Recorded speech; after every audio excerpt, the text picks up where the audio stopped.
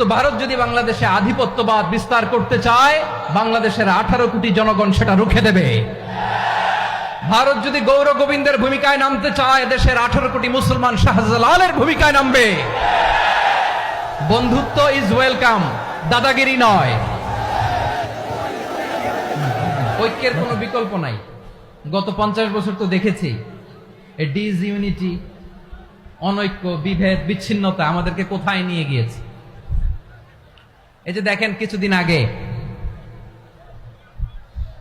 আমাদের বর্তমান নেতা ডক্টর ইউনূস, উনি সব রাজনৈতিক নেতৃবৃন্দদেরকে ডেকেছেন একটা ইস্যুকে কেন্দ্র করে।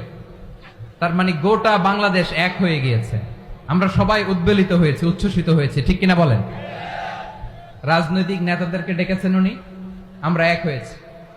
এরপর ধর্মীয় অঙ্গনের যে লিডাররা, বিভিন্ন ধর্মের, শুধু মুসলিম না, সবাইকে ডেকেছেন, আমরা ঐক্য